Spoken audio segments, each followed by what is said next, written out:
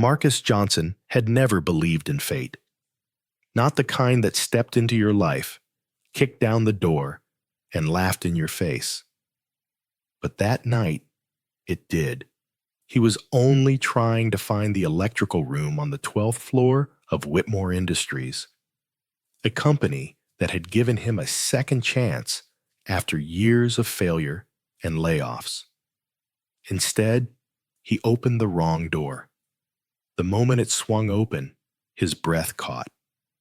Standing before him was Rose Whitmore, the 27-year-old CEO of the multi-billion-dollar company, wrapped in nothing but a towel, her hair dripping wet, her eyes wide with shock. Marcus froze.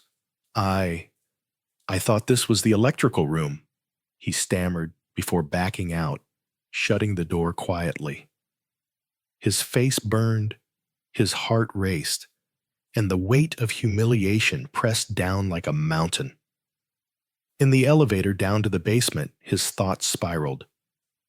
At 42, he had fought too hard to rebuild his life, and he'd been laid off twice, once accused of theft he never committed. He worked this job not for pride, but for survival. And for his 10-year-old daughter, Layla, the only light left in his dim world. Losing this job would destroy everything. That night, the basement's scent of bleach and oil comforted him. Down there, among the hum of machines, no one judged him. At home, Layla sat at the kitchen table, swinging her legs while munching baby carrots. "Why so quiet, Daddy?" she asked. He smiled weakly. "Just tired, Pumpkin." He didn't tell her what had happened. How could he explain such a stupid, costly mistake? Days passed. No reprimand, no phone call, no pink slip. Marcus worked quietly, moving through the hallways like a ghost, careful to stay away from the top floors. But one evening, Fred, the old security guard with a heart of gold, approached him near the freight elevator. "Boss lady asked your name," Fred said, handing him a cup of coffee. Marcus tensed, but Fred smiled. She didn't yell or fire, just asked. That night, Marcus couldn't sleep. Instead, he wrote a letter, not to beg, not to justify, but to apologize. 6 drafts later, he gave it to Fred to deliver.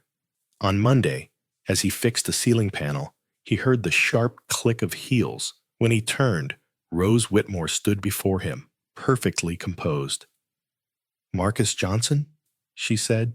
He nodded, bracing for the worst. "I read your letter," she continued. "You didn't make excuses." Most people would. She handed him a clipboard. "I need the lighting reconfigured in my office suite." Night shift. Full access. It wasn't forgiveness.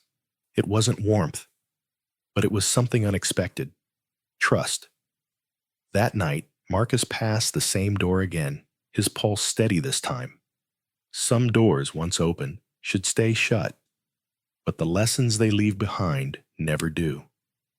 At home, watching Layla sleep, he whispered, "Maybe things are finally turning, baby." He had no idea just how true, or how dangerous, that thought would become.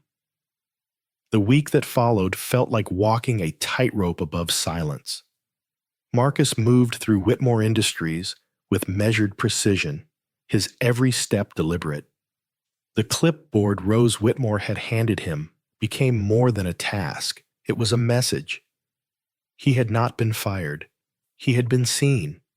Still, he knew that trust, once given, was thin as glass and twice as easy to break.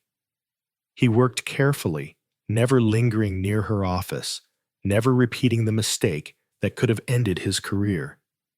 Yet every night, as the city lights bled through the glass towers, Marcus couldn't shake the feeling that something inside those walls was shifting. Rose was unlike anyone he had ever met. At 27, She commanded boardrooms full of executives twice her age. Her voice was calm but cut like a blade. When she walked the corridors, conversation stopped.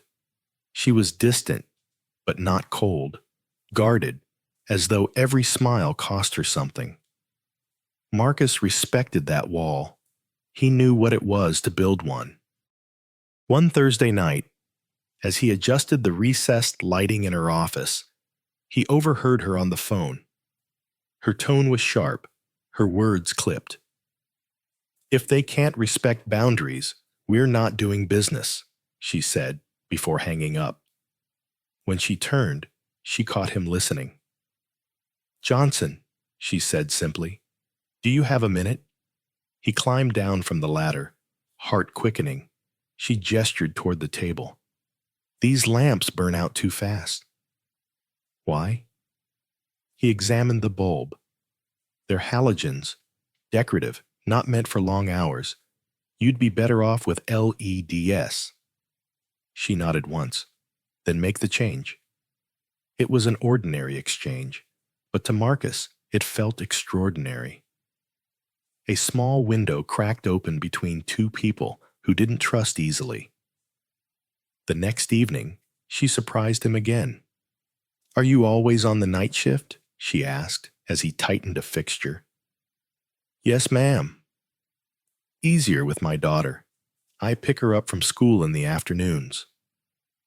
For a moment, Rose's composure softened. "You have a daughter?"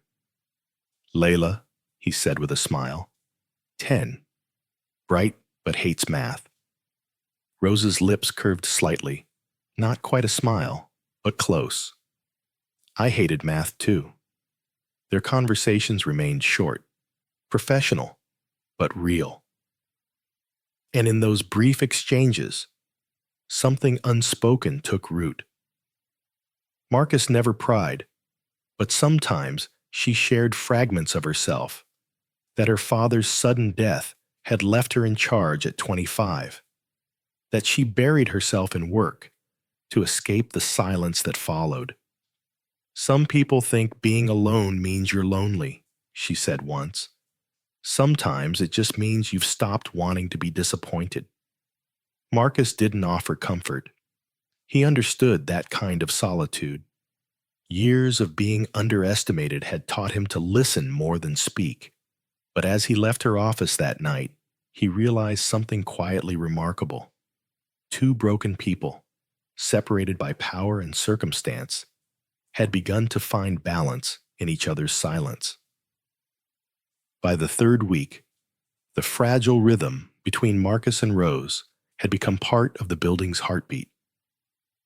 Every night, he moved through Whitmore Industries with quiet confidence, a man who no longer just fixed wires, but kept the entire place breathing. Still, something felt off, a tension beneath the hum of fluorescent lights, a silence too deliberate to be peaceful. It started with a flicker. While inspecting the main lighting circuit, Marcus noticed a deep pulse ripple through the walls. Not like a power surge, but like the building itself had exhaled. "That's not normal," he muttered, opening the control box. Inside, beneath the circuit board, a small chip blinked faintly. An override device, one that didn't belong. Rose, drawn by his sudden urgency, appeared beside him. "Is something wrong?" she asked, her voice calm but alert. He hesitated. This system was built for redundancy. A drop like that shouldn't happen, unless someone tampered with it. He held up the chip. Rose's eyes narrowed, every trace of composure hardening into focus. "Are you saying someone sabotaged us?"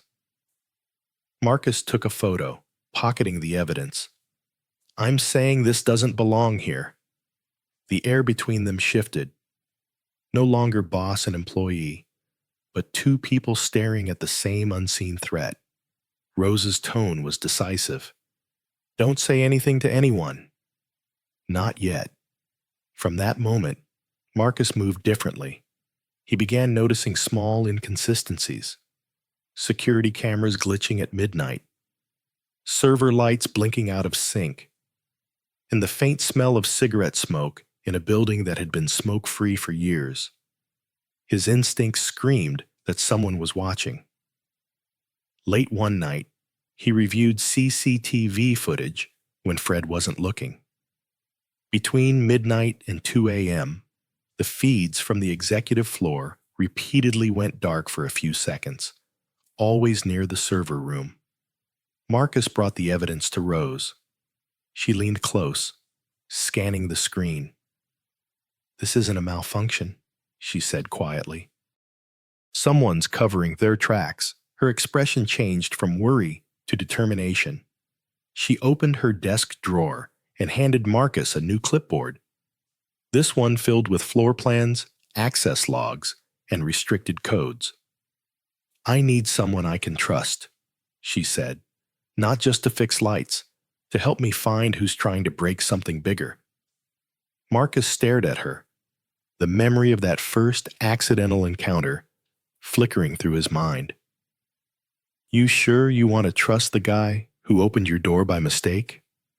Rose met his gaze steadily. That mistake was human. What's happening here isn't... When he returned home that night, Layla was asleep, her history book open on her chest. He kissed her forehead and whispered, "Something's changing, baby." For the first time in years, Marcus didn't just feel like a janitor or a survivor. He felt like a man with a purpose, standing at the edge of a secret that could change everything. Marcus arrived at Whitmore Industries earlier than usual the next night, the second clipboard in his hand feeling heavier than steel. This wasn't just about lights anymore. It was about trust, about danger. Rose's quiet words echoed in his mind. "I need someone I can trust." He walked the hallways with a new kind of focus, memorizing the rhythm of doors opening and closing, the hum of servers, even the smell of the air vents. The building was alive, and like any living thing, it hid its sickness deep within. He started taking notes, small details that others ignored. A light that flickered exactly at 1:17 a.m. A locked supply door left slightly ajar, a faint scuff mark on a hallway wall. Each clue was a whisper, and Marcus was learning to listen. At 11:30, Rose appeared, a cup of coffee in her hand. "You've been busy," she said, handing it to him. "Always am," Marcus replied with a faint grin. But before he could sip, she slid a folder across the table. Network printouts, timestamps, encrypted data logs.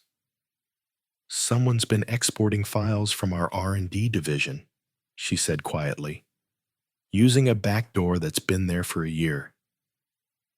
Marcus flipped through the pages, his eyes narrowing. "This is serious," he said, "and above my pay grade." Rose shook her head. "Not above your instincts." He spent the next few nights studying server logs, tracing the surges. The pattern was too neat to be coincidence. Data spikes between 1 a.m. and 2 a.m., always tied to the 14th floor, a place officially used for storage. But Marcus knew better. "No one's been assigned there in years," Fred had once told him. "Old prototypes and dust." That night, Marcus decided to see for himself. Just past midnight, he entered the 14th floor. The air was thick, stale, as though no one had breathed there in months. The faint glow from exit signs cast long shadows across abandoned desks. Then, a crunch beneath his boot. A torn cable sheath. He crouched, following the trail to a wall panel crudely reattached. Behind it blinked a small relay device.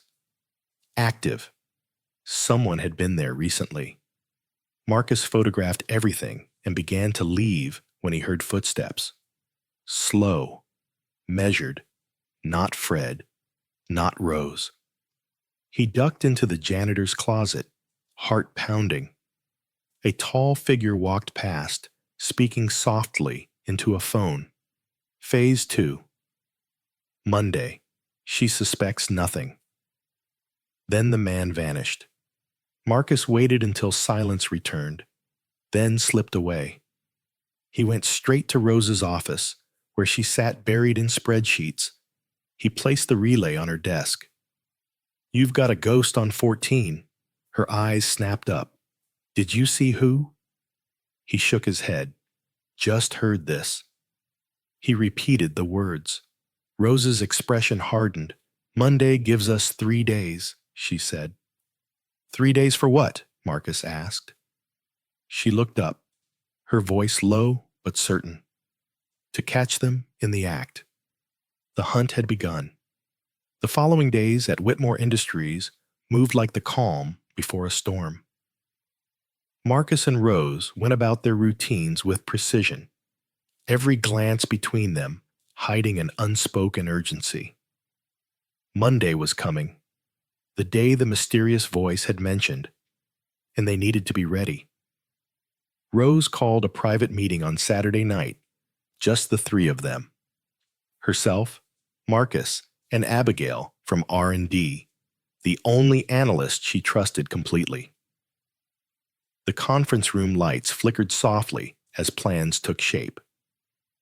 They would install a hidden monitoring relay inside the 14th floor's subpanel. The goal was simple: record whoever accessed the system next and trace their digital fingerprints. "It's risky," Abigail said, pushing her glasses up nervously. "If we're caught, they'll know we're on to them." Rose met her eyes steadily. "Then we'll just have to be faster." Marcus nodded. And Smarter Sunday night was tense. Marcus worked his usual shift, fixing leaky faucets and jammed drawers as if everything were normal. But inside, every nerve was alert. He picked up Layla from his sister's place that evening. She handed him a drawing, a bright sticker scrawled in thick marker, "Dad's secret weapon." He smiled and stuck it inside his toolbox. It was silly, maybe even childish, but it reminded him why he was doing this. At midnight, he slipped back into Whitmore's silent corridors. The city outside was asleep, the office windows glinting under pale security lights. In his toolkit, the small monitoring relay blinked, ready. He reached the 14th floor, checked for cameras, and opened the sub-panel. His hands worked quickly. Wire, fuse, transmitter, seal. Within 7 minutes, the trap was set. Then came the waiting. At 12:47 a.m., the silence broke. Footsteps echoed down the corridor, slow, deliberate. Marcus hid behind a stack of filing cabinets, barely breathing.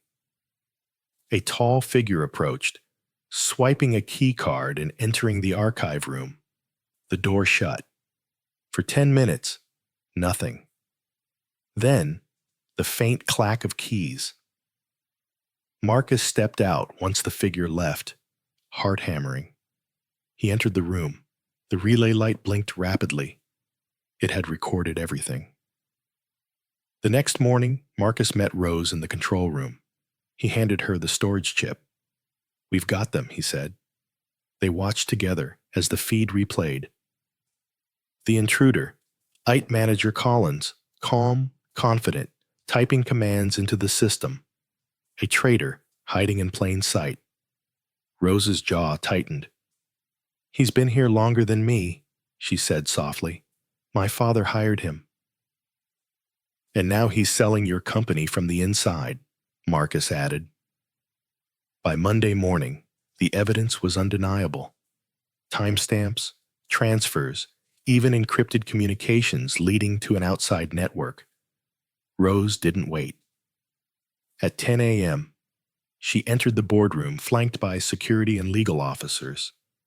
Collins smirked when summoned, but within 15 minutes, he was storming out, his face red with fury. Back in the control room, Marcus asked, "That's it?"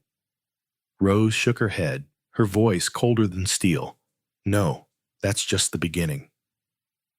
Whitmore Industries felt strangely quiet after Collins was escorted out. On the surface, the building seemed to exhale relief. Meetings resumed, computers hummed, and workers chatted as if a storm had passed. But Marcus knew better. Calm could be camouflage. Rose, too, didn't celebrate. Collins was too confident, she said one evening, like he wasn't afraid of being caught. Marcus frowned, because he wasn't alone. They spent the next few days combing through system backups. Most of Collins's sabotage had been contained, but fragments of corrupted data pointed to external servers. Someone else had been siphoning information. A new enemy. Quieter, smarter. Then, one morning, Marcus found a note in his locker. 3 lines, handwritten. "You think you've won. Some doors stay locked for a reason." He showed it to Rose. Her expression hardened instantly. "Collins doesn't write like that," she said. "This is someone else." Marcus spent that night mapping blind spots in the building's blueprints, places the cameras didn't reach, where shadows could move unseen. There were 5, all connected to legacy departments from years ago. Old labs, sealed archives, forgotten maintenance shafts. They were never deactivated, Marcus told her. Whoever's still inside knows the old system. Rose exhaled slowly. "Then we're dealing with someone from my father's time." They started digging into personnel archives. One name surfaced repeatedly: Harriet Langston, her father's former secretary. She had retired years ago, or so everyone thought. When Marcus cross-referenced employee Bashi data, he discovered a temp worker hired 6 months later under a near-identical alias, now working quietly on the 16th floor under the name Marcia Leeds. "Harriet never left," Rose whispered, staring at the file. Marcus didn't wait. That night, he went to the 16th floor under the pretense of maintenance. The office was too organized, too sterile. Then he saw it, an outdated CPU connected to an external drive, screen flashing lines of active code. "Windows or floors?" Marcus asked casually, pretending to clean. "Windows, please," she said, her eyes studying him as much as he studied her. When he turned, she smiled faintly. "You're not just here to clean, are you?" Marcus froze, then forced a calm smile. "Ma'am, I see a lot of things I don't understand." "Curiosity," she said softly. "It's dangerous in this building." He left without reacting, but his pulse pounded. Back in the control room, he met Rose. "It's her," he said. "She's running everything." They hatched another plan: to install a keystroke logger in her system. It was illegal, risky, but necessary. At 2 a.m., under the guise of fixing a wiring fault, Marcus entered her office again. In 7 minutes, it was done. Back in the basement, he and Rose watched her screen remotely. Folders opened, commands executed, encrypted data streamed, until a message appeared. "They know." Another followed. "Initiate burn phase Omega." Rose went pale. "She's going to wipe everything." "Then we stop her," Marcus said, sprinting for the elevator. Marcus burst onto the 16th floor like a man with a single mission. The fluorescent lights buzzed, as if in protest. He saw Marcia at her desk, fingers flying across the keyboard, a calm mask over a storm. The room smelled faintly of coffee and ozone. Security alarms began to stutter as Rose ordered an emergency shutdown over the intercom. Marcus grabbed the power supply and yanked the cord. The screen went black. Marcia didn't resist. She looked up with a serene expression that made Marcus's gut twist. "You think destroying it will free anyone?" she asked, voice soft. "You think wiping files unmakes responsibility?" Security arrived moments later and escorted her from the floor, handcuffs clicking like a metronome. In the control room, Rose watched the feeds, her face drained of color. Much of the data had been protected by the shutdown, but parts had corrupted irrevocably. Months of research, drafts, and prototype notes were damaged beyond repair. The cost of catching a saboteur was suddenly evident, loss that no audit could fully mend. Later, in the small break room, Marcus sat bandaging a shallow cut on his arm where the intruder had slashed him during their earlier scuffle. Rose joined him, offering a cup of coffee without speaking. She watched the steam rise and asked quietly, "Do you ever wonder what my father feared?" Marcus wrapped the gauze. "Maybe he feared what happens when people stop asking questions," he said. She nodded. Maybe he feared exposure. The next morning, the building hummed with a brittle calm. Employees whispered in corners and checked their inboxes with a new wariness.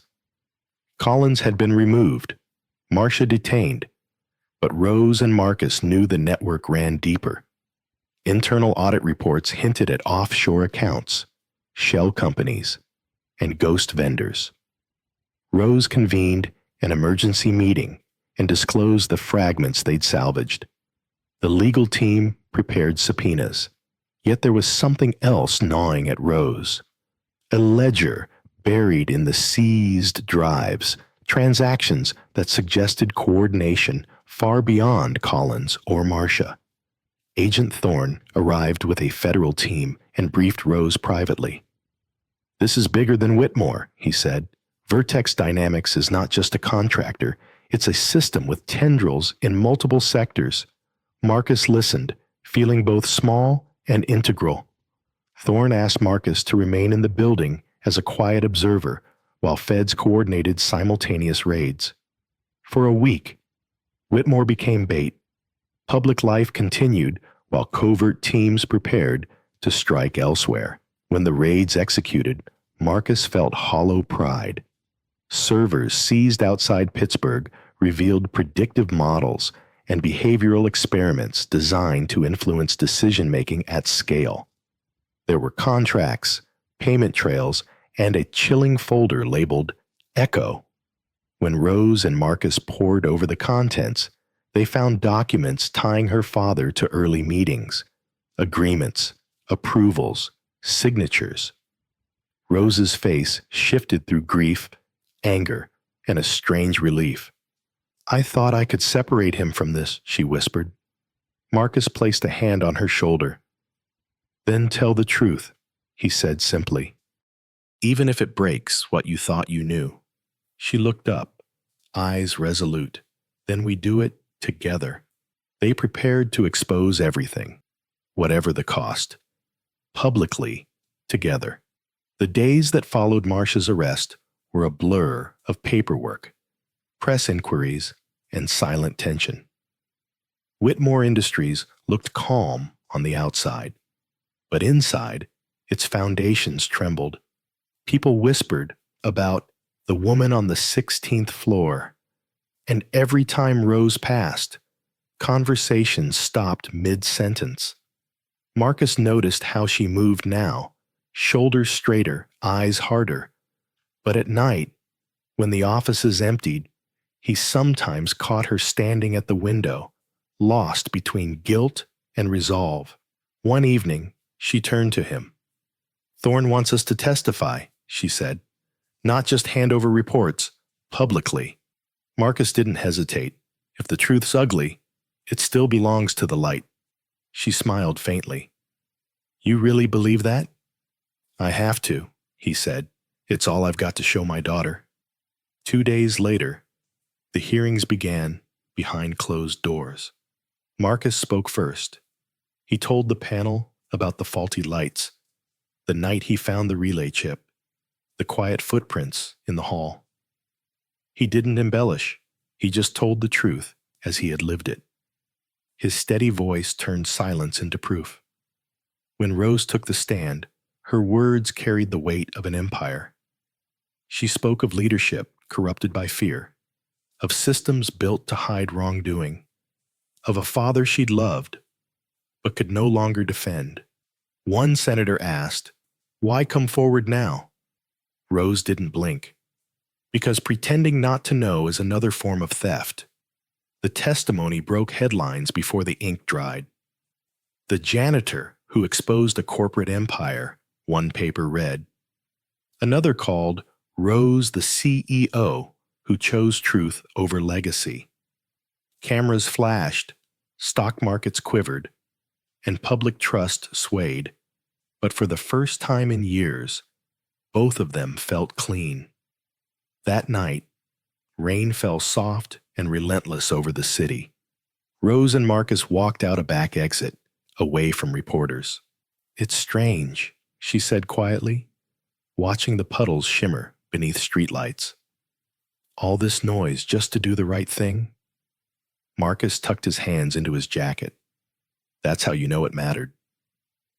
Within weeks, new reforms swept through Whitmore.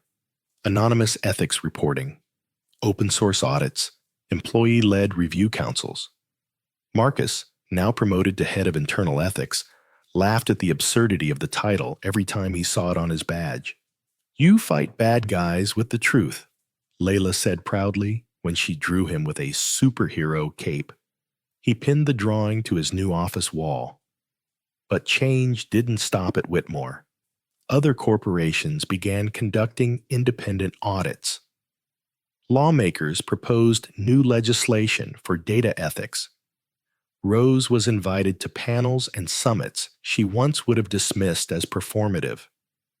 Yet every evening, she and Marcus stayed late, reviewing fresh tips, anonymous messages, new threads that hinted the network they'd exposed still pulsed somewhere deeper. One morning, an unmarked envelope arrived. Inside, a flash drive, no note, no signature. When they opened it, files spilled out. Financial logs, offshore transactions, coded communications from companies they'd never even heard of. Rose looked at Marcus, her voice barely a whisper. It's not over. Marcus nodded. Then neither are we. The flash drive became the spark for a new fire. Its folders contained not just evidence, but echoes. Pieces of a web stretching beyond Whitmore Industries, beyond Chicago, into places neither Marcus nor Rose had ever imagined. The sender remained anonymous, but the pattern was unmistakable. Data harvesting, behavioral manipulation, financial laundering, all traced back to a single name repeated across files. Vertex Dynamics. The same corporation that had haunted their earlier investigation had returned, larger, deeper, more hidden than before. For days, Marcus barely slept. He spread the documents across the archive room floor, turning the old space where this nightmare began into a war room of truth. Rose joined him, barefoot, coffee in hand, scanning columns of code and transfers. Every company listed here connects to a Vertex subsidiary, she said, tracing her finger along the printed lines. They're not stealing data anymore, Marcus. They're rewriting what people believe. Agent Thorne arrived 2 days later, carrying grim confirmation. You were right, he said. This isn't a company, it's a shadow infrastructure. They've built predictive algorithms designed to anticipate behavior and influence it. Political systems, markets, public sentiment.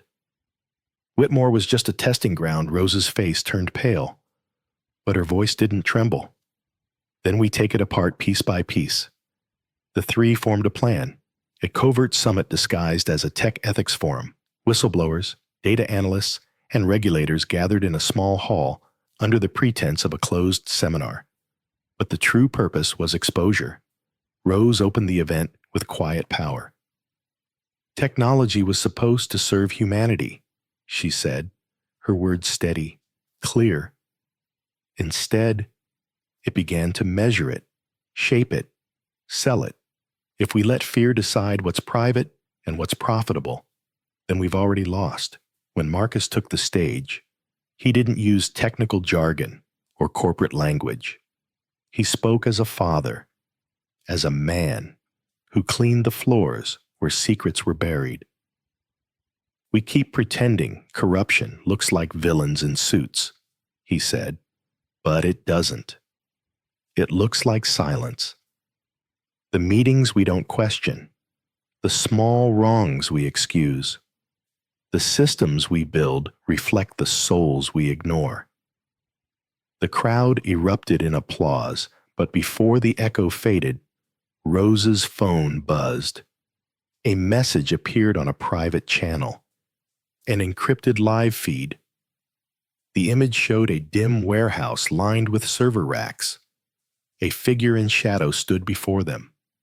A distorted voice spoke. "You've done enough. One more step, and you'll bring down more than your own walls." The feed cut instantly. Thorne's team traced the signal to an abandoned data firm outside Pittsburgh. A raid was authorized 4:03 a.m. Rose insisted on going. "This isn't just business anymore," she told Marcus. "It's personal." He didn't argue. Together they suited up. Body armor beneath winter coats, courage beneath exhaustion. As they drove through the night, city lights fading behind them, Marcus glanced at Rose. "You scared?" he asked quietly. "Terrified," she admitted. "Good," he said, a faint smile touching his face. "Means we're still human." The raid outside Pittsburgh began under a sky heavy with clouds, the moon barely a smudge behind drifting gray. Federal vans rolled silently toward the abandoned data firm, headlights dimmed, boots crunching against wet gravel. Rose and Marcus stood behind Agent Thorne's team, hearts pounding beneath tactical vests, every breath visible in the cold air.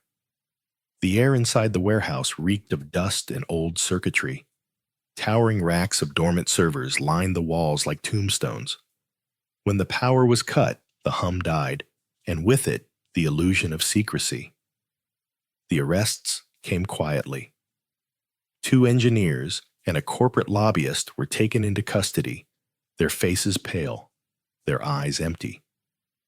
But the real revelation waited on the seized drives.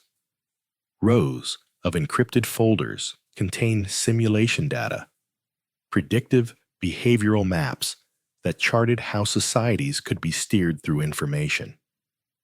Among them was a directory marked Echo. Inside were internal memos, payment trails, and a chilling discovery: Rose's father's name. Dozens of contracts bore his signature. He hadn't just been aware, he'd helped build it. Rose dropped the tablet. "He knew," she whispered. "He built the system I've been trying to destroy." Marcus said nothing, just placed a hand on her shoulder. The silence between them was heavy, but within it was something grounding, understanding. She turned to him, eyes glistening. "What do I do with this?" He met her gaze steadily. "You tell the truth, even if it breaks you, because lies already did." That night, Rose drafted a public statement. It was raw and fearless. She admitted her father's role, exposed the rot within Whitmore's past, and vowed transparency no matter the cost. The next morning, her words ignited the media. Analysts speculated, investors panicked, and social platforms overflowed. But among the noise, letters began arriving, emails, handwritten notes, anonymous messages, all carrying the same sentiment. Thank you. Truth had found its echo.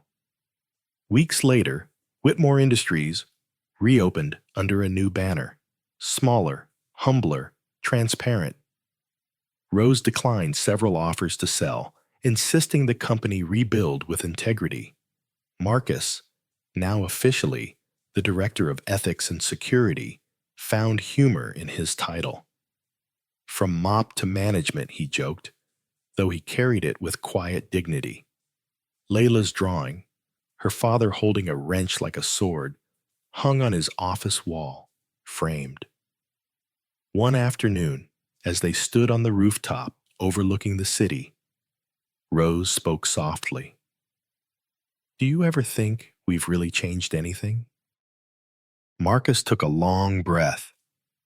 Maybe not the world, he said, but we changed one building. One truth, one story. That's where everything starts. Months later, they co-founded the Whitmore Foundation for Truth and Ethics, dedicated to protecting whistleblowers and funding transparent technology. Their first motto read, "Integrity has no rank." When the Department of Justice sent an acknowledgement letter, the final line read, "Because of your voice, a generation will grow up less afraid." That evening, Rose poured coffee into 2 mugs and handed one to Marcus. "Ready to start again?" she asked. He smiled, tired but at peace. "Only if there's coffee."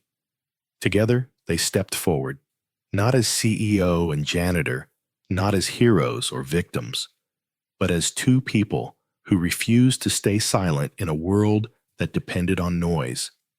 And in that silence, they left behind a legacy not of power, but of truth.